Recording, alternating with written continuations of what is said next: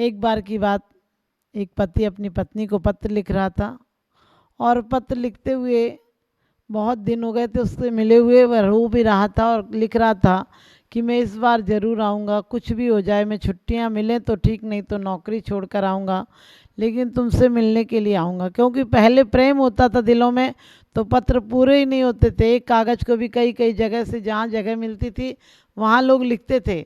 वो प्रेमी भी लिख रहा था और अचानक कहते हैं उधर भी उसके अंदर भावना हुई कि वो बहुत दिनों से नहीं आई, मैं ही चलती हूँ उनसे मिलने के लिए। और वो भी किसी प्रकार से पता लगाती हुई उसके सामने आई और देखा कि वो उसी की याद में, उसे याद कर कर के हिलकियाँ ले रहा है, रो रहा है और उसके लिए पत्र लिख रहा है। वो भी शांत भाव से बैठ गई। थोड़ी देर बाद जब पत्र पूरा हुआ तो उसने कहा, पत्र पूरा हो गया क्या? पति तो बड़ा अचंभित था कि जिसके लिए पत्र लिख रहा हूँ वो यहाँ कैसे आ सकती है। और उसने कहा, तुम कौन हो? उसने कहा, जिसके लिए तुम पत्र लिख रहे हो। अंधेरा था, अंधेरे में भी लिख रहा था। और कहते हैं कि उसने कहा कि तुम जिसके लिए पत्र लिख रहे हो मैं वही हूँ। और वो कहने लगा, तुम झूठ बोलती हो, तुम आ ही नहीं सकती हो, तुम इतनी दूर से कैसे आ सकती हो? तुम मुझे कोई धोखा देने के लिए कोई भूत व्यंतर कौन हो जो इस तरह से उसका रूप बना कर आई हो? तुम नहीं आ सकती हो। और वो पहाड़ पर था, अंधेरा था, उसे ठीक से देख नहीं पाया। लेकिन उसने कहा, तुम मुझे बहलाने की कोशिश मत करो, वो नहीं आ सकती है, मैं जिसके लिए पत्र लिख रहा हूँ। और कहते हैं उसने एक धक्का दिया और उसकी गिर के मृत्यु हो गई। कहीं हमारी हालत भी ऐसी है? हम भी परमात्मा को पत्र लिख रहे हैं, परमात्मा आप जरूर आएंगे, इस बार आएंगे, इस बार काम था अभी नहीं आ पाए, अगले बार तो आपसे ज़रूर मिलने आएंगे, चाहे कुछ हो जाए, चाहे काम छूटे तो छूटे, चाहे ज़िंदगी में कोई रूठे तो रूठे, लेकिन आपसे मिलने ज़रूर आएंगे। लेकिन हमारी योजनाएं भी ऐसी हैं, हम जिनकी याद करते हैं, जिनके लिए पत्र लिखते हैं, जिनके नाम के स्वाध्याय करते हैं, जिनसे मिलने की कामना कर कर यहाँ आए थे, और वो परमात्मा हमारे सामने हैं, लेकिन हम उस परमात्मा से मिलने का वक्त नहीं, हम उसे पहचान नहीं पाते हैं। परमात्मा आज और अभी में है, हमारी सद्भावना ही परमात्मा है। जितनी जितनी हमारी आकांक्षा घटती है उतना उतना परमात्मा दशा हमारे अंदर प्राप्त हो जाती है। जिंदगी में उदास मत रहो, क्योंकि जिंदगी तुम्हारे सामने खड़ी है। हमारे जीवन की भी ऐसी हालत है, हम परमात्मा से मिलने का वादा करते हैं, कभी कभी जब निराश होते हैं तो कहते हैं भगवान बुला लो। वो क्या बुलाएगा, वो तो हमारे पास ही है, उसके पास जाकर भी क्या करेंगे? क्योंकि जो वर्तमान में जीता है, जो वर्तमान में सुखद बनाता है ज़िंदगी को, वो समझो परमात्मा के पास जाता है। और वो भविष्य की कल्पनाएं करता है, जो भविष्य की कल्पनाएं करता है, अतीत की स्मृतियों को संजो कर रखता है, वह समझो मौत के पास जाता है। क्योंकि अतीत वर्तमान नहीं होता है, जो बीत गया वो कभी आता नहीं है, और जो नहीं आया वो जब भी आएगा तो आज होकर आएगा। हमने आज को भी गवाया है तो कल भी आज को गवा देंगे, कल जब आएगा तो आज होकर आएगा और गवा देंगे उसको, फिर हम रोएंगे। क्योंकि आदमी कभी कभी जब ज़िंदगी से निराश हो जाता है तो सोचता है मौत को वर्ण कर ले, मौत को पा ले, लेकिन जब मौत को भी पाता है तो भावुकता में मौत होती है। क्योंकि मौत और समाधि में बहुत अंतर होता है। धर्मात्मा की समाधि होती है और पापी की मौत होती है। पापी आत्महत्या कर लेता है। आप सोचोगे आत्महत्या करने वाला तो बेचारा है, वो जीने से मजबूर हो गया था, जी नहीं पा रहा था इसलिए आत्महत्या कर ली। नहीं, वो जीने से मजबूर नहीं था, उसे जीने का ढंग नहीं आया। क्योंकि 3 लोगों को याद रखना जो तुम्हें मुसीबत में डाल देते हैं, जो तुम्हें मुसीबत में छोड़ देते हैं, और जो तुम्हें मुसीबत में निभाते हैं। 3 तरह के लोग होते हैं दुनिया में। जो डाल देते हैं वो संसारी प्राणी होते हैं, वो तुम्हारी कामनाएं होती हैं, और जो छोड़ देते हैं वो तुम्हारी आपत्तियां होती हैं, और जो तुम्हारा साथ निभाते हैं वो तुम्हारे अंदर की समता होती है, प्रेम होता है, करुणा होता है, वात्सल्य होता है, धैर्य होता है, जो तुम्हें साथ निभाता है और तुम्हें परमात्मा तक पहुंचाता है। और इसी प्रकार से हम लोग सोचते हैं बेचारा मर गया, लेकिन वो मर नहीं गया, उसके जीवन में शर्तें थी। ये पत्नी मिलेगी तो जीऊँगा, क्योंकि उसने पत्नी को सर्वस्व मान लिया था, जीवन से बढ़कर मान लिया था। जीवन उसके लिए ना कुछ था, इसलिए मर गया। कितने नंबर आएंगे तो जीऊँगा, ये मकान मिलेगा तो जीऊँगा, ये व्यापार होगा तो जीऊँगा, ये मैच में जीतूँगा तो जीऊँगा। कितनी शर्तें थी उसके आगे, वो शर्तें मिल जाती तो शायद जीता। वो शर्त था, वो बहुत आसक्त व्यक्ति था, और आसक्ति वाला व्यक्ति ना कभी जीता है और ना कभी जीने का आनंद लेता है। वो तो हमेशा कल्पनाएं करता है। हर बाप अपने बेटे में क्या कल्पनाएं करता है, बेटा बड़ा हो जाए। बड़ा हो जाए कि मतलब बाप की मैं बड़ी हो जाए, कि मेरा बेटा इतना बड़ा हो गया, मेरी बेटी इतने अच्छे घर में पहुंच गई। और घर ना अच्छा होता है ना बुरा होता है, हमारे जीवन शैली पर निर्भर करता है कि हम किसको अच्छा मानते हैं, किसको बुरा मानते हैं।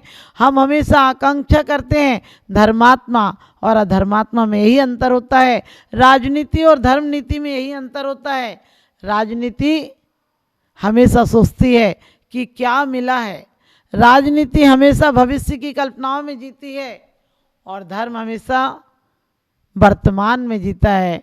धर्मात्मा जब होता है तो हर दिन को आनंद बना देता है, हर दिन को त्योहार बना देता है, और हर भूमि पर जिस पर पैर रखता है वहाँ तीर्थ हो जाते हैं।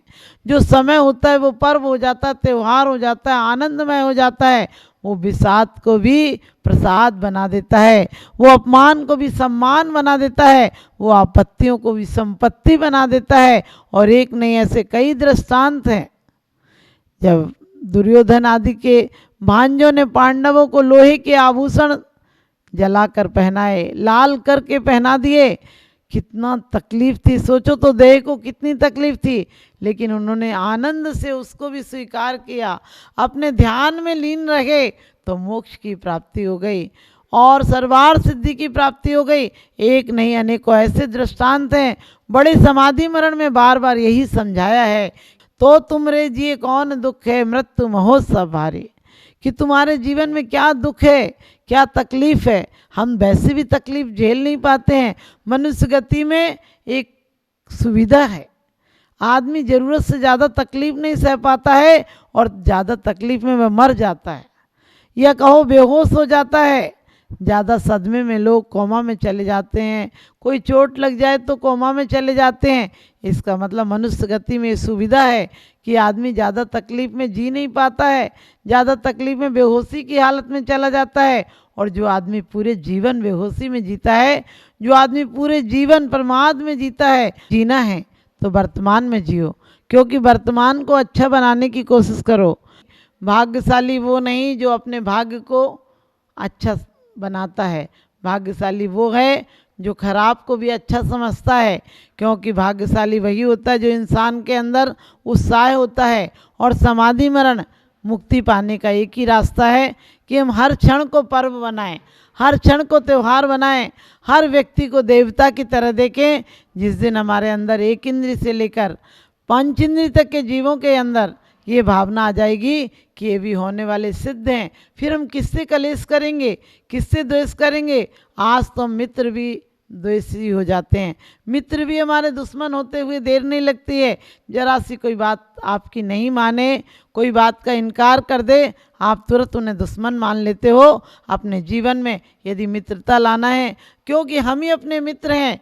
कर्ता का कर्म हमेशा पीछा करता है, जो हम करते हैं वही हमारे सामने लौट कर आता है। इसलिए हम सबके प्रति बहुत अच्छा काम करें।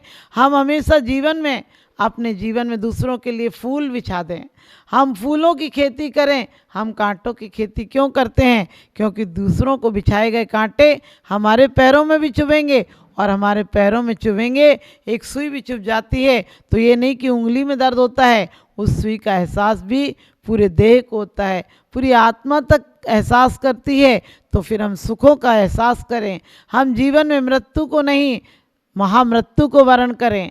मृत्यु तो सबकी आती है, जो तड़फ तड़फ कर मरता है, जो मृत्यु से लड़ता है, झगड़ता है कि बचाओ मुझे बचाओ, डॉक्टरों के पास जाता है, परिवार वालों से भीख मांगता है, मौत उसे छोड़ती नहीं बल्कि जल्दी ले जाती है।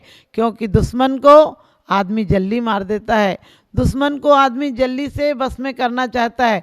जब हम मौत से लड़ते हैं तो मौत और जल्दी आ जाती है। वैसे भी इंसान की मौत प्रत्येक क्षण आ रही है, क्योंकि आदमी वर्तमान में जीता ही नहीं, वो तो निराश और उदास जीता है। जबकि दुनिया आज निराश और उदास क्यों जी रही है? क्योंकि कुछ देश ऐसे होते हैं जिन बचपन के देश हैं, कुछ देश ऐसे हैं हमारी ज़िंदगी की तरह बचपन में भी जवानी भी आती है हमारे जीवन में, और बुढ़ापा भी आता है, बचपन भी आता है। इसी प्रकार से हमारी संस्कृतियों में, सभ्यताओं में कुछ सभ्यताएं बिल्कुल नई हैं, बचपनों की तरह हैं, और कुछ जवानी की तरह हैं, और कुछ बुढ़ापे की तरह हैं। जो बचपन की सभ्यताएं, जहाँ बचपन जैसी सोच है, वहाँ लोग आसमान पर, आकाश में, अंतरिक्ष में उड़ने की बात करते हैं। जहाँ जवानी है वहाँ लोग वीरता की बातें करते हैं, युद्ध की बातें करते हैं, लेकिन वो युद्ध नहीं करना जो किसी नरसंहार से आता हो, वो युद्ध कभी नहीं, सोचना भी नहीं, उसकी अनुमोदना भी नहीं करना। अभी आपको पता है 2 देश यूक्रेन और रूस का लड़ाई हो रही है, तो कभी लोग कहते हैं रूस को जीतना चाहिए, कभी यूक्रेन को जीतना चाहिए। अरे कोई देश जीते, लोगों का नरसंहार होगा। लोगों को ऐसी भावना भाना है हमें तो कि भगवान सद्बुद्धि दे, लोगों की आकांक्षा कम करे, ताकि नरसंहार नहीं, प्रकृति का संहार है। जहाँ पर भी एक बम गिर जाएगा, कई कई सैकड़ों वर्षों तक वहाँ की भूमि उपजाऊ नहीं रहेगी, वहाँ बंजर हो जाएगा, लोगों के घर बर्बाद हो जाएंगे, लोगों की सारी संपत्तियाँ बर्बाद हो जाएंगी। इसलिए हमें ये नहीं सोचना है काहू की जय हार, किसी जय हार न चिंते, हमें किसी की जय हो जाए, किसी की हार हो जाए, ऐसा चिंतन नहीं करना। ये अनर्थ दंड है, कोई जीते या कोई हारे, लेकिन हमें जीतना है तो कर्मों को जीतना है, हमें जीतना है तो दुश्मनी को जीतना है, हमें जीतना है तो वासनाओं पे जीत प्राप्त करनी है। और वासनाओं की जीत जबरदस्ती नहीं होती है। दुश्मनों पर जीत तो फिर भी शायद आप कोई पत्थर से, औजार से, अस्त्र शस्त्र से, लेकिन सच्ची जीत तो वो है जो अपने आप में समता लाकर, उनकी अर्थ और उनकी व्यर्थता देखकर अपने जीवन में समता भाव लाएं, और अपने जीवन में अपने आत्मिक गुणों से अपना श्रृंगार करें। क्योंकि जीने के लिए तो आदमी कैसे भी जी सकता है, जीने के लिए ज़रूरी नहीं कि बहुत पैसा हो। कुंद कुंद स्वामी तो कहते हैं जो दान भी नहीं करता, त्याग भी नहीं करता और भोग भी नहीं करता है, ऐसा व्यक्ति नियम से नरक गति में, दुर्गति में जाता है। इसमें कोई संदेह की बात नहीं है। क्योंकि जो कामुक व्यक्ति होता है, जो भावुक व्यक्ति होता है, और जो कामासक्त होता है, जिसे विषय वासना की आशा लगी रहती है, विषय वासना उसे कभी वर्तमान में नहीं जीने देती है, उसे और तड़पाती है, दौड़ाती है। जहाँ भी पहुँच जाता है वहाँ से कहती है और आगे बढ़ जाओ, और आगे बढ़ जाओ। और हमारे यहाँ तो आज प्रचलन हो गया, हम बच्चों से लेकर बुढ़ापे तक धक्का देते हैं, और धक्कों से ही आदमी पहुँच जाता है। जिस प्रकार से कुत्ते को काशी जाना था, पहले दिल्ली वाले भी काशी जाते थे, संवेद शिखर जाते थे, बड़े बड़े शहरों वाले निर्वाण क्षेत्र की भावना भाते थे। आज समय बदल गया है, अब काशी वाले भी दिल्ली आने लगे हैं। एक कुत्ते के अंदर भी भावना आई कि हम दिल्ली चलते हैं, और यहाँ खबर भेजी गई कि हमारे यहाँ का एक कुत्ता आता है, तुम सम्मान करना, तैयारी रखो। और कहते हैं समय पूछा गया, उसने कहा 20 किलोमीटर रोज चलेगा, 1 महीने लग जाएगा। लेकिन वो कुत्ता तो 8 दिन में ही पहुंच गया। वहाँ के लोगों ने कहा तुम इतने जल्दी कैसे आ गए? बोले क्या बताऊं, जहाँ गया लोगों ने वहीं हमारी जाति भाई ने हमारा विरोध किया और टिकने नहीं दिया, और भागते भागते, हाँफते हाँफते कहीं पर रात न सो पाया, न दिन में विश्राम कर पाया, न ढंग से खाना पीना मिला, और मैं भागते भागते आया हूँ। इतना कहते कहते कुत्ते ने अपनी जान विसर्जित कर दी, उसके प्राण निकल गए। क्योंकि इतनी दौड़ थी उसके जीवन में कि शांति से जी नहीं पाया, खा नहीं पाया, और अपने प्राण विसर्जित कर दिए। आज के इंसान की भी यही हालत हो गई। बचपन से माँ बाप दौड़ाते हैं, कुछ करो, आगे बढ़ो, और ज़्यादा नंबर लाओ, और कंपटीशन में आगे चले जाओ। और उसके बाद बड़ा हो जाता है तो पत्नी कहती है आगे बढ़ जाओ, बड़ी कोठी बनाओ, बड़ा बंगला बनाओ, इसमें भी क्या रहना, ऐसे कैसे जिया जाएगा। और बाद में बच्चे कहते हैं कि ऑफिस चले जाओ, कुछ सामान ले आओ, ये करो वो करो। और जब आदमी पूरा निराश हो जाता है, उदास हो जाता है, तो फिर भी व्यापार नहीं छोड़ता है। फिर कहता है कि कुछ नहीं तो स्वर्ग चलो। अब कहीं जाने की ज़रूरत नहीं है, क्योंकि कोई रखता नहीं, कोई देखता नहीं, कोई पसंद नहीं करता है। तो आदमी कहता अब स्वर्ग चलो। सोचो, जो जिंदगी भर जब तक शक्ति रही तब तक व्यर्थ दौड़ा, वो अर्थ को कैसे उपलब्ध हो सकता है।